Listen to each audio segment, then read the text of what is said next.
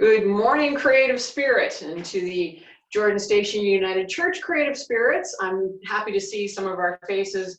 We gathered on Zoom and bearing all the technical difficulties, it is just so wonderful to be here with you all. So we're going to start with some hymns. That's what we do. For those that are new to Creative Spirit, my name is Carolyn Campbell, and I'm the facilitator for Creative Spirit.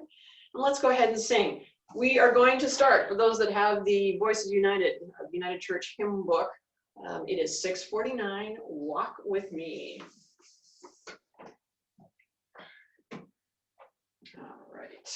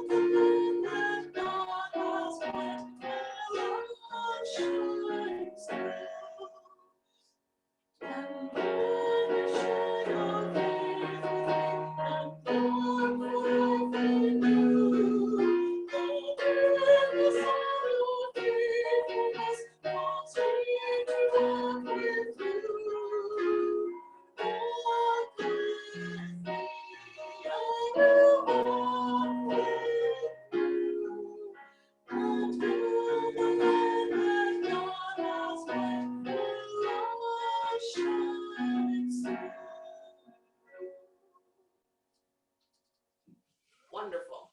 I'm just going to try for a moment. I may sorry, bear with me. Okay, there we go. There's a little bit of the keyboard. All right. Next on our hit parade is 509. I, the Lord of Sea and Sky.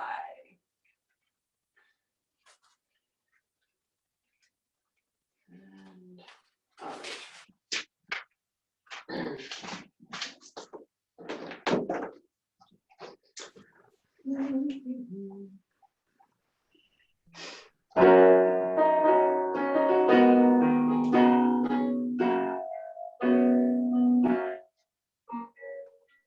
I'm the Lord of sea and sky.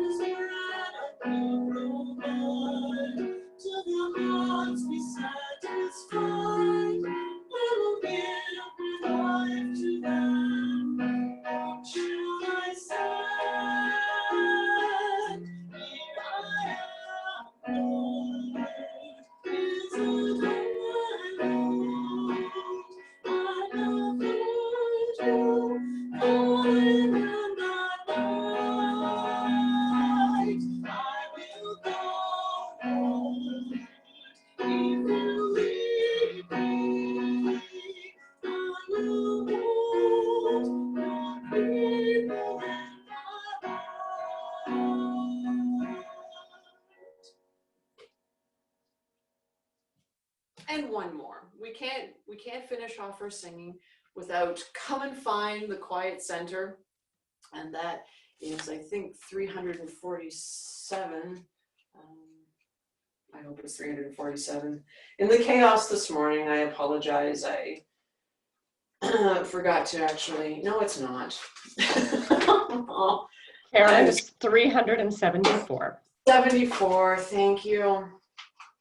Thank you for that, Anita. You're welcome. Here we go.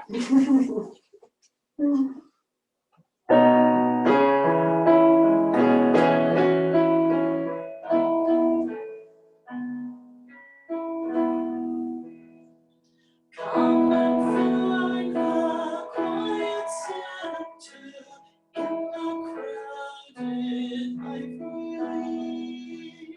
Find the room for hope to enter. Find the frame where we are free. Clear the chaos and the clutter. Clear our eyes that we can see. All the things that really matter. Be at peace and simply breathe. Silence is a friend who claims us, cools the heat and slows the pace. God it is who speaks and claims us, knows our being face to face. Making space without our thinking, lifting shades to show the sun. Raising courage when we're shrinking, finding strength for faith begun. In the spirit, let us travel, open to each other's brain. Let our hopes and fears unravel, celebrate the space we gain. There's a place for endless dreaming. There's a time for heart to care. In the spirit's lively streaming, there is no place room to spare. Oh, it does the soul good. All right, let me just, in case I lean on it, let me just close that. All right. So this morning, yes, I had another reading from our Faithfully Yours, the letters that we were been reading through Lent. And as things happen, I'm changing it up this morning. And what I have is a lovely, I'll send it out to you folks later as well, because it is after today's spiritual practice with creativity time that I want you to go ahead and be able to do this with what you have created today. So here we go. And when I pause, if you can all remember the phrase, he kept on walking. All right. So this Sunday is Palm Sunday. I know it's hard to believe. So just this reading has to do with Palm Sunday. And I want you to be able to just remember that phrase, he kept on walking, so that we can say it together. I want you to imagine Jesus and his disciples walking dusty roads from one village to the next, where there were lame people and blind people that Jesus would heal, and then crowds would gather to hear him teach. Then on the way, Jesus would have all kinds of conversations with his disciples, trying to help them understand his mission and his dream for the world. And all the way, they were heading for Jerusalem, where Jesus knew he would come up against all the powers, where he would be abandoned, rejected, betrayed, humiliated, flogged, and nailed to a cross. And yet, he kept on walking. On Palm Sunday, we celebrate what is often called Jesus' triumphal entry to Jerusalem. I think we easily imagine that the focus of the whole city was on Jesus, and that they knew they were celebrating. The reality is that possibly millions of pilgrims were flooding in for the Passover, and Jesus may not have been the center of attention. It was his small band of followers who, in excited anticipation, imagined they were part of a royal procession, and that Jesus would become king. Jesus let them treat him as royalty, even as he arrived on a donkey. But deep in his heart, he knew that this was also like a funeral procession or a walk down death row. After each sentence I read, I invite you all to respond with, he kept on walking. Jesus knew that every step he took was one step closer to his death, and he kept on walking. He knew that before he died, he would have to confront the center of religious power, those who used God's name to manipulate and control and oppress. He kept on walking. He knew that he would be betrayed to death by one of his friends and companions on the road. He kept on walking. He knew that he would be falsely tried by a corrupt and unjust legal system. He kept on walking. He knew the crowds were fickle and likely to turn on him as they had the prophets before him. He kept on walking. He knew he would be mocked and humiliated. He kept on walking. He knew his dearest and closest friends would fail him, abandon him, deny him, and struggle to believe in him. He kept on walking. He knew he would be flogged and tortured almost beyond what he could physically bear. He kept on walking. He knew his mother's heart and the hearts of the men and women who loved him would be broken. He kept on walking. He knew he would suffer an agonizing death and face the greatest confusion and darkness he had ever known. He kept on walking. He knew that if he was faithful to the end, he would know the greatest joy of bringing redemption to the world. He kept on walking. He knew that when all of it was through, he would return to the one from whom he came, the one who is perfect love. He kept on walking. When I think of Jesus and his way of the cross, I believe that with each step, he was identifying more deeply with us, with all of us, especially the most broken parts of ourselves and our communities. He was identifying with all the pain and suffering and despair of a really messed up, broken, sinful, and lost humanity. He was identifying with all the oppressed and downtrodden ones. And he invites us to pick up our cross and take his path, the way of the cross.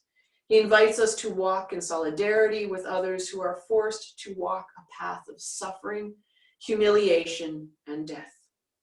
He invites us to know our own weakness and brokenness and not be afraid to keep walking.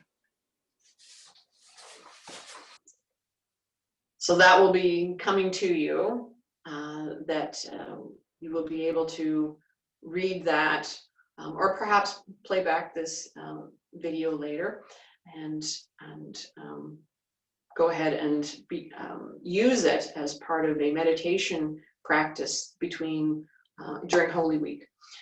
Because today we are going to focus on labyrinths. And I wanted to do a Palm Sunday labyrinth. And there's an interesting example. So, thank you, Anita. So the two examples that you see in front of us, now these would have been mailed out to you, emailed. And I hope that they were in a format that everyone was able to open. I believe I sent them as PDFs. The one on your left, which is called a 3-circuit labyrinth, that will be for those that don't want to draw their own labyrinth. Print that off and use that labyrinth for your process today. The one on the right, there is included in the package one that has a little bit larger center with it. Pardon me. And that I will give you directions. There's a wonderful YouTube channel called Discover Labyrinths. And the gentleman that runs it actually does a fabulous job of using a template like this of the concentric circles and putting another piece of paper on over top. And he will show you then how to draw your own 5-circuit labyrinth. So if we can go to the next page, Anita. This was the inspiration for the project this week because it struck me. This was part of a flyer from TrueNorthArts.com, and they were doing actually a labyrinth Mandela retreat. Oh, how awesome would that be? And this, I just thought, what a great idea. Perhaps you may want to fill your labyrinth full of palm branches as part of the journey. And then consider the center of your journey, Good Friday. All right, I really want the center to be, because that's where for right now, consider the center to be Good Friday, because then when you're coming back out of the labyrinth, you're coming back out into the light, right? Which would lead you then into Holy Saturday and into Easter Sunday. So it's an interesting idea, or perhaps if you want that center to be something else and just sort of the path getting a little bit darker as you go in, or however you would perceive your walk, or Palm Sunday walk, or your Holy Week walk, I want you to incorporate that into your labyrinth. Okay, you can go to the next.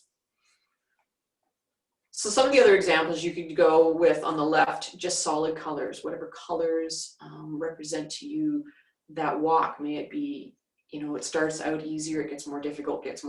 So once you get into the center, where it is sometimes tough to be, and then coming back out again, it gets easier.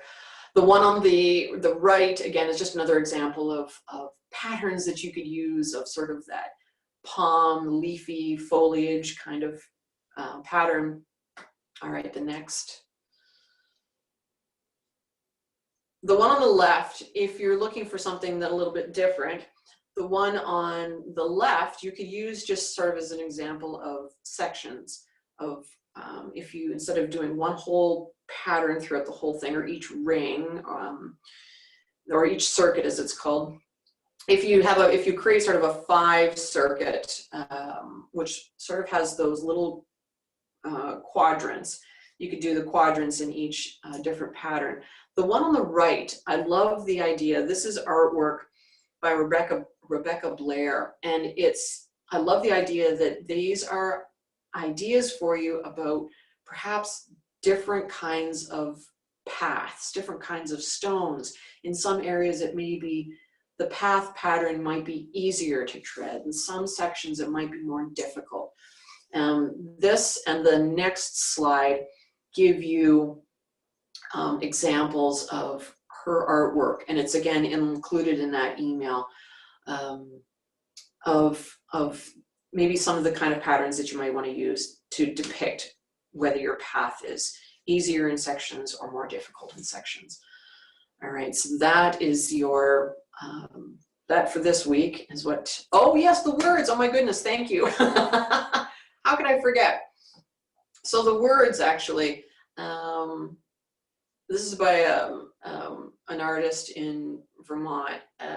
If your path, if your Holy Week path is more about, if you're good with words and you want to verbalize your Holy Week path, then I suggest to you to go ahead and fill your path full of words, or maybe verses from the Bible that speak to you particularly at this time. Or right now you've got questions or concerns or struggles. I mean, we're all struggling with a wide variety of situations and complete unknown at this point. And perhaps that is your journey right now, and that you would like to put in those words of confusion and fear to a point of where you are then putting in words of calm and trust, much like we did last week with a focus on our letters, where we were trying to focus on, yes, I want an H for hope because I have hope. And perhaps then some of the language in this you may want to change to be that hopeful, to be that I trust and I'm going to let go in God so that I can, it's a lot of information right now to manage. So use it every day. Once you create it, use it as your finger labyrinth. Again, listen to the music in the background and journey. Take that time to journey. Yes. All right, so what are you going to need? What are you gonna need, Carolyn? You will need, of course, an 8.5 by 11 piece of paper. And that will fit, if you print out the 3 circuit that I gave you, that will be printed on an 8.5 by 11. If you're gonna draw your own, an 8.5 by 11 piece works really well because it's a good size for, I know you probably can't see that. It's a good size for your finger to go around. So, and this actually, just so you know, this was drawn using that YouTube video with a piece of paper over the concentric circle pattern that I sent you. So the instructions, so if you want to try that as well. But you will need, yes, a piece of regular letter size paper, cardstock, a light colored pencil. You might likely need an eraser because it is a little tricky to get used to initially if you're drawing your own, where the turnarounds go in the labyrinth.